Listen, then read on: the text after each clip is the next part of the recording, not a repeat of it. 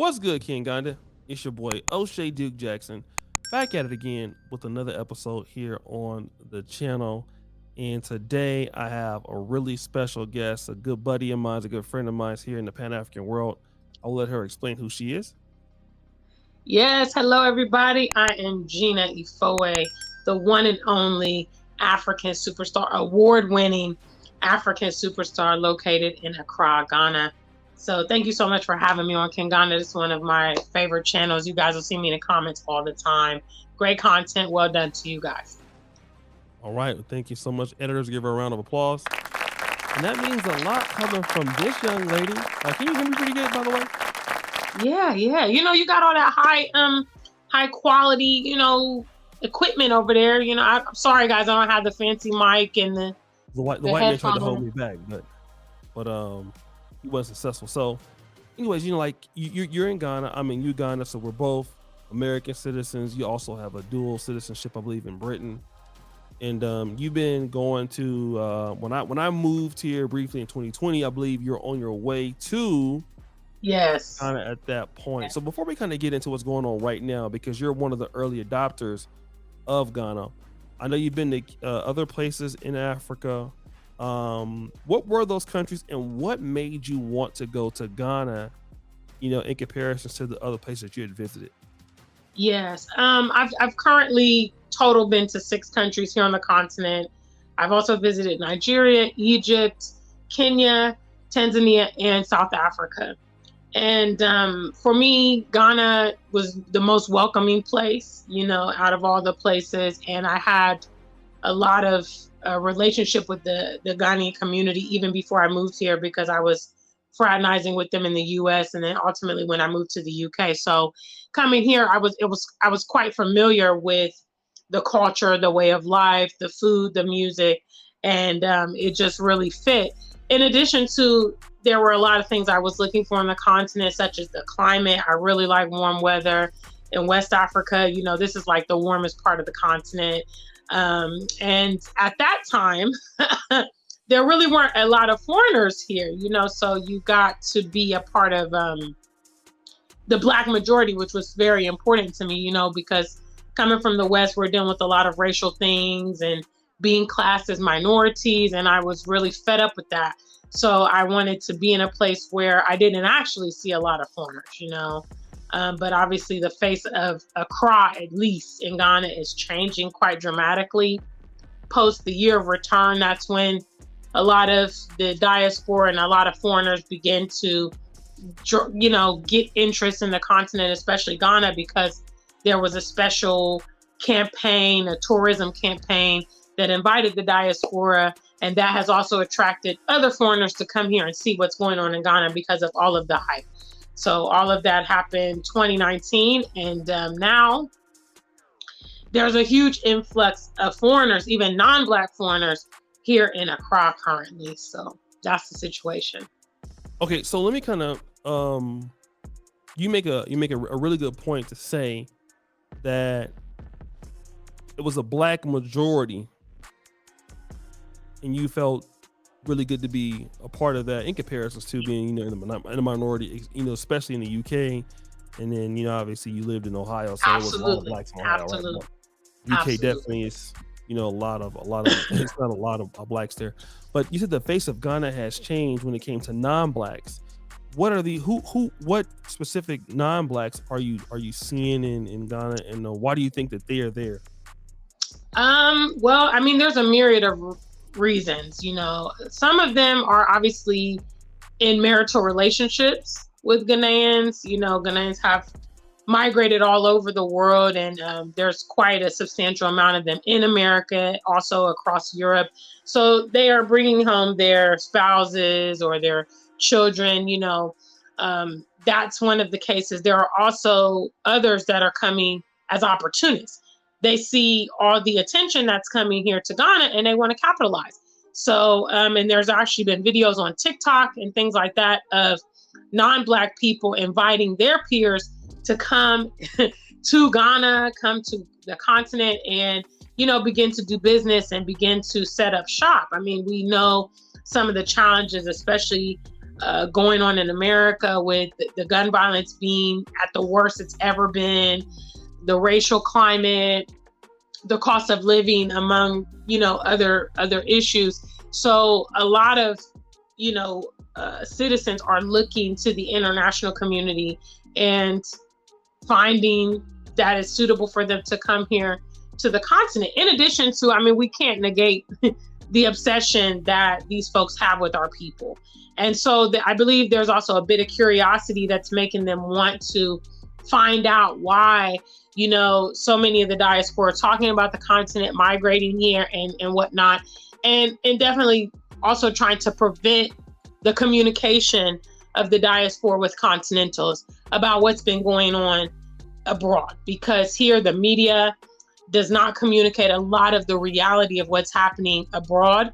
So continentals are very, very ignorant to a lot of that stuff. And obviously, as they have conversations with us, they're going to be able to get a different perspective or a different picture of things. So I believe, obviously, they're here in addition to that to monitor the movement, to monitor what is going on in regards to this mass migration of the diaspora returning back to the continent. Okay, now let me ask you, because I know when's the first year you came to Ghana? My very first visit was 2016. I came in 2016. Okay, so 2016 into the year of return was 2019. Right. What was different in 2016 in comparison to the culture you're seeing after the year of return? Yeah. Accra, which is the capital city, for those of you guys that are not familiar with Ghana, Accra is the capital city, and that's where, a lot of the hype is kind of focused in. And when I first visited Ghana, I remember that outside of the airport, I stayed here for roughly about 2 weeks. I didn't see any non-Black foreigners in Accra. It was local people, you know what I mean? And even at that period, they were surprised because I was a Black American, and it was very rare at that point. They had, I met people for the first time that said they'd never seen Black American travelers, and that was in 2016. So now, there's, everywhere you go in Accra, you're hearing British accents, you're hearing American accents. You're seeing a lot of non-Black people, especially in, the party district and stuff like that. We went out last weekend, a friend of ours, and I literally felt like I was in Europe. There were so many white people in the club, and I was just like, what is going on? This is crazy, and they are really, really, really coming here, and it's noticeable, now. So I would say in those years, I've seen a dramatic change. Also, the cost of everything has skyrocketed, since that time. Obviously, we've been through COVID and the inflation and, all these various things they say impact the economy, Ukraine. But Ghana has become one of the most expensive countries in Africa now, and it wasn't like that back then. So we're seeing some of that. And there is some positive changes. There's some development, infrastructure is being improved and things like that. But I'm quite concerned about it because, unfortunately, there's not a lot of gatekeeping that happens here. So that means that people can come and start problems. I know Kanganda covered a topic. I posted about it on my channel, where there was a Lebanese company that had boldly stated on an employment ad that they did not want any Ghanaians to apply. They wanted Europeans, Indian, or Lebanese only. And that did happen here in Accra, in the area of town, the Spintex area. And so, these non-Black folks that are coming here, they're not having parameters put around the way that they're operating. And that's the part that's concerning, because obviously we don't want them coming here, bringing racism and discrimination and some of the things that we've encountered with them overseas, So it's a lot going on in Ghana at the moment. It's a lot going on. You compared it to the current iteration of the current version of Ghana that you see now that you're living in. You would say that it is similar to Atlanta, Georgia. Facts. Yeah. That could be a good thing, or it could. Yeah. It could be good or bad. But yes, I would say, I mean, I see Ghana, I see Accra becoming very similar to Johannesburg. You know, for any of you that have traveled to South Africa, obviously, you know, that there's a lot of non-Black people that have come and settled there, and they even try to identify themselves as Africans now. And they have created, you know, segregation there called the apartheid, and the remnants are still there, even though it's no longer legal. And, you know, you have the Indian community, which resides in Durban. You have a lot of non-Black people that live in Cape Town. And then Johannesburg is the predominantly, you know, Black part of South Africa. So I see basically the premonition of like gentrification happening here, because a lot of these folks are coming and they're building like luxury housing, for instance. They're pricing it in dollars, okay? And currently the, you know, 1 CD, which is our currency here, is not equal to $1. So that means that the local people are not going to be able to compete for these type of luxury housing and all this stuff. And that means that they're going to have to live outside of the city, which we have seen this happen over and over and over again. They're providing commodities that are not for the local people, are not for us, for them. So, you know, we see, because I would say by O'Shea standard, Atlanta is a very large Black metro, you know, but once you leave Atlanta and you go to the other parts of Georgia, then you will see that it's really rural country, you know, in some cases racist folks. So it's just kind of like an area where a lot of our people are. And again, like you said, it could be good or bad. The good is that there's so much energy here and so much creativity. And you see a lot of young people and youth. You're seeing a lot of music and a lot of art and programs and things like that coming out of this conglomerate of all the diaspora coming here and the locals here and all of that. You could see last year we had like the Black Star Festival, where we had a lot of Black American rappers come here. Chance the Rapper was here, a lot of entertainers and things like that. So that's very beautiful, you know, and that's very encouraging to see that energy of all of us coming here and what we're creating. But then you have the negative things, the things that have not been checked, you know, in regards to how we interact with each other, how we... What are those things? When you say the things that have not been checked, can you... Well, I mean, quite frankly, a lot of members from the diaspora, they're coming to the continent with a lot of baggage, you know, emotional baggage. They're coming to the continent very ignorant about how things are here in Africa. And some of them are not willing to become abreast of their environment. So you have pockets of the diaspora, for instance, that they only fraternize with themselves. They don't integrate with the locals. They're not interested in trying the food or learning the language. They kind of have this superiority complex to the locals. And that is very problematic. And we know that historically from Liberia. Liberia is a great example of people, you know, coming from the West and trying to resettle back in Liberia and having conflicts with the locals and not being able to create that bridge and not being able to integrate successfully. So we don't want to repeat that. But obviously I do see that here.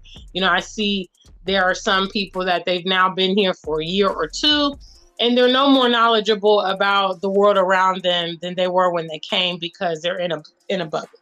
And then you have members of the diaspora like myself that don't really fraternize with other diasporans. You know, I am a musician here in Ghana, as you guys can see one of my awards behind me. And my entire team is Ghanaian. You know what I mean? My videography, my studio, my makeup artist, my tailor, my hairdresser, my entire team is Ghanaian. And I think that that is the way forward. And that's what I've always said throughout my platform. And that's what I demonstrate, because realistically, as a diaspora, when we're coming here to the continent, we are very disconnected and we're not plugged in, So if we're just fraternizing among ourselves, we're all in the same boat, unless you're dealing with someone who's been here for a very long time and they're plugged in and they can help you. But if you're dealing with people that have migrated just like you, oh, I'm from Ohio, oh, I'm from New York, oh, I've been here a year, oh, I've been here 6 months. These people don't actually have the wealth of the land. So it makes more sense for you to plug in with locals. Now, I know that can be, that's not always smooth sailing. There are people that may try to take advantage of you and things like that. So you definitely need to be clairvoyant in knowing who you're dealing with. But there's a lot of opportunity if you're able to tap into an amazing team. And, my team, I've grown with my team. I've seen the progression of my videography. I've seen the progression of my makeup artist and my tailor. My makeup artist actually taught himself how to sew gowns. And so now he makes, these gowns. He made my first gown for my first award show. And so I'm seeing, the investment that I'm making into them actually manifest. And it's amazing. And because of that, we have a great relationship. They find me to be very valuable and I find them to be very valuable. And I think a lot of diasporans are missing out on that because they come here and they're not really interested in being here. It may be a trend for them because it's, especially here in Ghana, it's like, well, what do you think? A lot of hype. Why do you think they're not interested in being there? I think some of it comes from the dichotomy of relationships in the West. Obviously there is tension in the West between Black Americans and African migrants for various reasons. It's perpetuated on both sides. And obviously there's been third-party input that has also created that.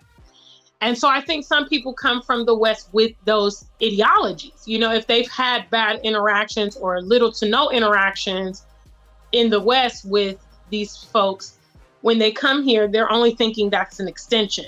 So if they've had, let's say, one of the popular topics that you've covered on your channel is some of the relationships. So some of the women are getting involved with guys who are opportunists, or guys are getting involved with women that are opportunists that want to travel abroad, okay? And these people are, in effect, scamming you, romance scamming you, marrying you, giving you lots of promises, telling they love you, et cetera, to basically get access to the West. So if someone has encountered that or been through that situation, that will kind of taint the view of the people. Also when they come, in some cases being referred to as a foreigner, that is very emotional for Black Americans because they don't want to be seen as a foreigner in Africa when they've been told that they are an extension of Africa, and they've been told in some cases they're not even wanted where they're coming from in America. Oh, if you don't like it, you should go back to Africa. And then they arrive in Africa, and then the people here are like, oh, you're a foreigner, so it's just kind of like being in this vortex. And so I think some of these things contribute, in addition to people just having issues growing up in the West. We got to face it. We live in a very toxic, challenging, mentally taxing environment in the West. So that changes our outlook. And when we get into new situations, we may be very guarded, or we may be thinking that people are trying to be funny or people are trying to be sarcastic when they're not. It's our perception. It could be our perception sometimes. So I think we're coming with a lot of baggage. I wish there was some type of transitional program for diasporans coming to the continent, or at least in the various countries they're going, so that they can be acclimated, because if you have a lot of issues and you get on the plane and you simply travel to a new place, you're going to import that stuff. There has been situations here in Ghana where violence has already erupted, because in the West, we use violence a lot of times as problem resolution. And so that has already started happening here because we're not going through the transition of understanding we're in a new place. Things are done a bit differently here. There are cultural differences here, and we need to understand when you're in Rome or when you're in Ghana, you do as the Ghanaians do. You don't come over here trying to roll and control in someone else's land, especially if they're welcoming you.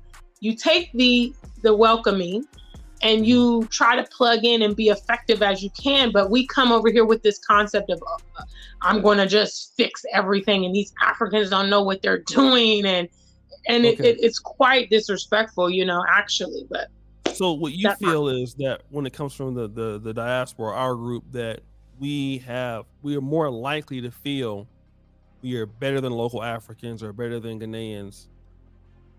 Some of us, there's a hard divide. I've seen a lot of diasporans that kind of have my take on it, and those are the ones that I happen to be involved with and spend time with, and then I see the others, which I wouldn't really be with them. You know what I mean? I wouldn't really be with them because they just want to powwow together, and I just really don't see the value. I didn't move to Ghana to be around a lot of other Americans or other foreigners. You know what I mean? I came here because I actually like Ghana and I love the people here and I like the culture, and I wanted to, kind of plug into what I felt that I had been, that knowledge that I've been restricted from. I wanted to gain it. And I know I can't gain it from people that don't also have it, So okay, me and you kind of different a little bit, because although I do work with people definitely that's from Uganda for sure. We do have the Repat podcast here on this particular channel, right. And it is mostly the community that we have. I won't say that we've been forced to build it, but I think that if we would have acclimated, we probably wouldn't have this opportunity. So in my case, it's different because working with the diaspora in Uganda has helped me tremendously in this respect. But in your case, you feel like, and I must say that the Ghanaian diaspora, and I'm talking about the African American community there, the Ghanaian American community there, whoever, the British, I know they're all running in the same community. They're the most successful diaspora group. You guys are the best. You guys are leap years ahead of us in Tanzania, in the communities in Kenya. The Ghanaian diaspora is the best diaspora on planet Earth. What's going on in Ghana? So how can the number one diaspora group that has the African American Association, you have Sister Ya, people like yourself, I mean, you guys are leap years ahead of anybody else. So how can that group not be beneficial when they're doing great things that nobody else is doing on planet Earth right now in the Black world? I mean, it's the clashing, and again, this is my experience and my opinion. Obviously, when people watch this, they may have different, opinions of it, and that's fine. But I just see it from a different perspective. They are a lot of people that are coming here post the year of return. And for you guys that don't know what the year of return is, the year of return was like a tourism campaign that happened in 2019. There were a lot of events planned, and they basically marketed to the diaspora, and they invited the diaspora back to Ghana. So as a result, during that year, millions of diasporians from all over the world, a lot of Black Americans, they came to Ghana, and they got introduced to Ghana for the first time. And there were music festivals, there were fashion shows, there were all kinds of things that were strategically planned throughout the year. So now, Ghana has become like a party place.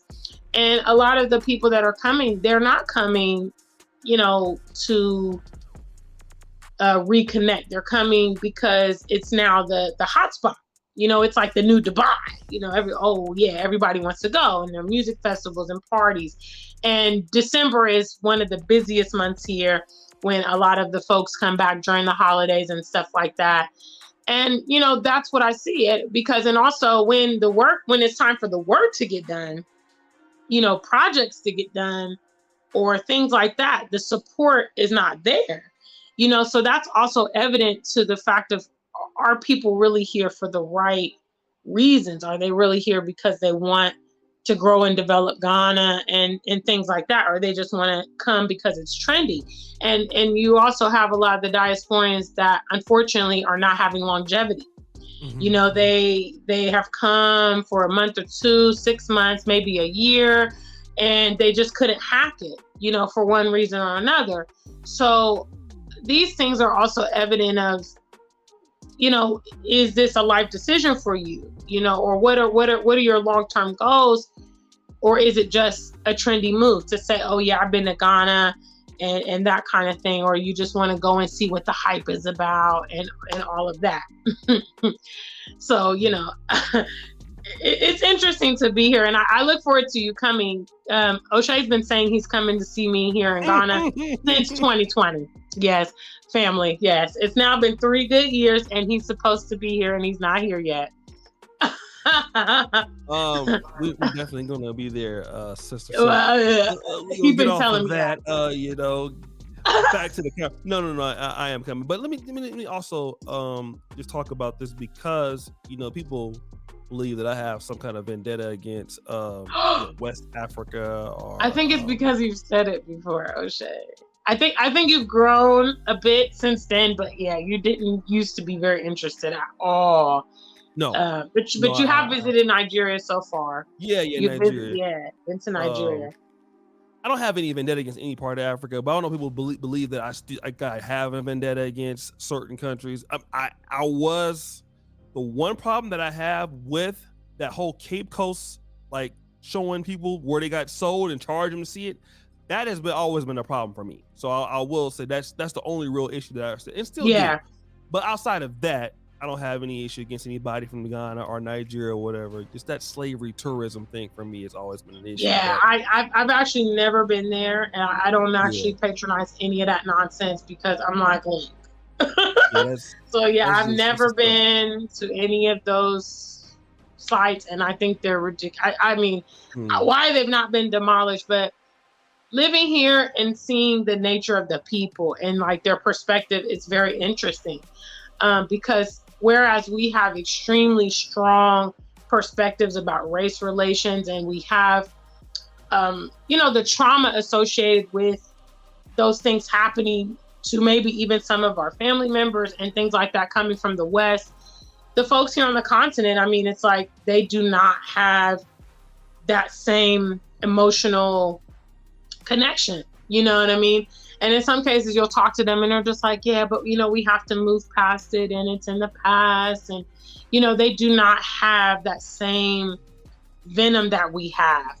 And it's very, very interesting. And I've actually met Ghanaians that have also never been to Cape Coast. From what I understand here in the schools, they do not teach, heavily about the transatlantic slave trade. A lot of people here are very ignorant to the depth of it, what people experienced during that time.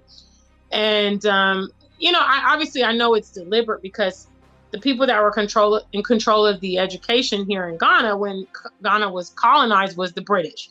And obviously the British are not going to teach them this so that the people can, revolt against them or have some type of hatred of them. They're going to kind of skim over it and omit a lot of it. And that's why we need to take control of our education. But that's a whole nother topic.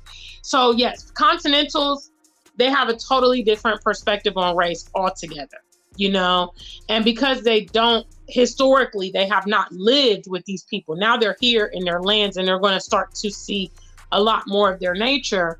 But because they have not been interacting with them on a day-to-day basis, they have no idea, a lot of the things. Even if we tell them, they've not experienced it. So it's very minimalized in their perspective, So it's complex, Let me ask you, because it's 2023 and, we've seen the CD sort of, I think, economics is kind of economy. The CD is weak against the dollar. And you have these people that are, it seems like the property is getting, Woody Meyer was here in March, and so he's talking about how good the real estate game is if you have money there and all that stuff. So do you feel like, what do you think the relationship will be towards they call them Obroni? Is that what they call? Uh, what, and that's like the, kind of the thing for name for a foreigner, whether you're black or Foreigner, white, yeah. right? Yeah, How, it's how is the foreigner. relationship? So many people get grouped into that word. So how is the relationship, do you feel, between us as African Americans, are the diaspora, and people on the ground who they were probably going to blame that the reason why things are higher is because maybe you people are coming here and you're taking the opportunities. Have you noticed? I Yeah. actually have not seen that sentiment from the Ghanaians in regards to the foreigners feeling like, um, you guys are driving the cost of our lifestyle up. If any, the saddest thing is if there's been any kind of clapback to any foreigners that I'm aware of, it's towards Nigerians. Ghanaians have this kind of rivalry, I would say, with Nigerians. It's who has the best jollof rice. I mean, we clearly know that Nigerians are doing their thing with the music. We can't even have that rivalry as to who's the best in the music game right now. Nigerian music is dominating the Afrobeat sector. But a lot of Ghanaians feel like the Nigerians come and they take the women here and they make money and they live big and they're flashy, and that's the only thing I've heard. That there are some Ghanaians that are like, Ghanaian landlords are like, Nigerians can't live here. It hasn't gotten to the point of like how South Africa, where there's like actually violence, where Ghanaians are targeting and killing Nigerians and things like that. But they can make things a bit difficult for them. They charge them extra for things. They will, if they have cars and it has like Nigerian license plates, they get pulled over more. The police extort more money, stuff like that. So, but there's not been any sentiment towards Western foreigners from what I've seen, and certainly not against white people. Yes, certainly not against white people. There has been an instance here that I actually witnessed, where there was an older black gentleman in a grocery shop, and I guess he had some exchange with this white woman, and he basically just cussed her out. I mean, he told her that, he moved all these miles to get away from her. Why are you here in Africa?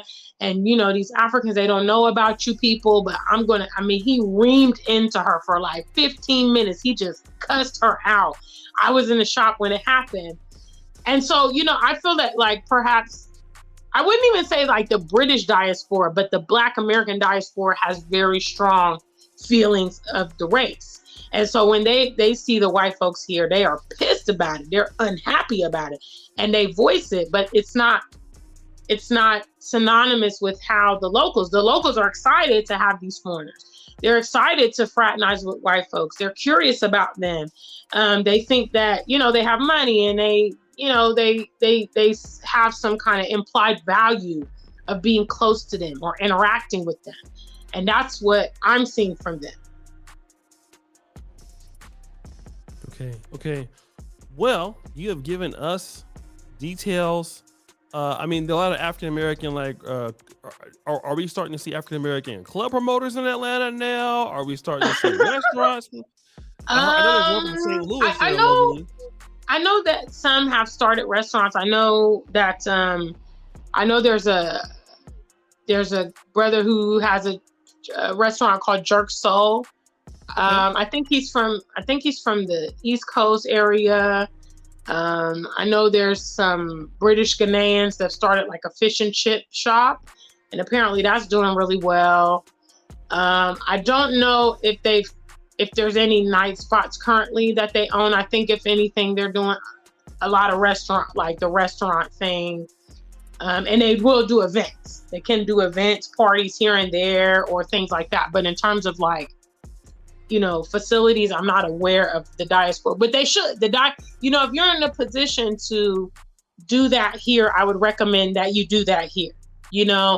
Do a market study first to see what your demographic is, obviously, and do that, because it's a growing market, and I believe it will be very profitable. I noticed there's a beach bar I go to in the Osu area. Shout out to all my Ghanaian viewers now. They'll know what I'm talking about. And when I first moved to Ghana in 2020, I used to go to this particular beach bar. And at that time, there was only about like 2 other beach bars. And I used to look at the coast and I would be like, wow, I can't believe that this is a beach, coast, and it's not packed with venues, because you go to Miami Beach or you go to the Caribbean and all that beachfront property is always occupied and, popping. And now, since then, there's been like 2-3 more popped up. And, people, the growth is really, it's exploding here in Ghana. So if you're in a position to bring, entertainment, nightlife, that kind of stuff, I would recommend that you do it, and you can, a lot of the things maybe you've seen and experienced in the West, you could bring those things. People here in Ghana, they love things from the West. They love foreign. So if you can bring some of those elements, it's going to be the hot new spot. You know what I'm saying? You could even name your club Black America or something like that, and they would just love it. It'd be cracking. Put some American flags on it. Yeah, Black America. Play Western music all night long. They will love it. That will be like the place to be. So if you're in a position, definitely look into venues, events, nightlife, all of that. Will I be in there tricking? For real. Yes. You, Dinus will come. He'll go to the Black America Club. He live in Atlanta. He'll definitely be there. But yeah. Put some sandals on. You got the money though, O'Shea. No, I'm not gonna have the money when I come there. You got money, man. So go ahead and open it up in Uganda, man. Open up Black America. All the Ugandans gonna go. I bet. They already come in here too. I'm trying to That's it. I'm tired of it. Go on over to get you a nice venue. You know what I'm saying? Please go to Ghana. Please, because they're already trying to call me right now. What's up, brother? I'm saying, hey, brother, I'm out here, brother.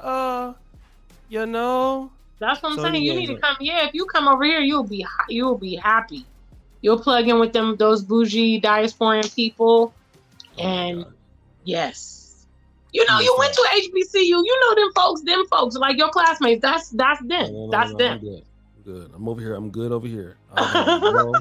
The HBC crowd, HBCU. We even have sororities here now. There's sororities here in Ghana already. They brought it over. Yeah. I know the Zetas are here and the Deltas. I understand. I don't think any of the fraternities are here yet.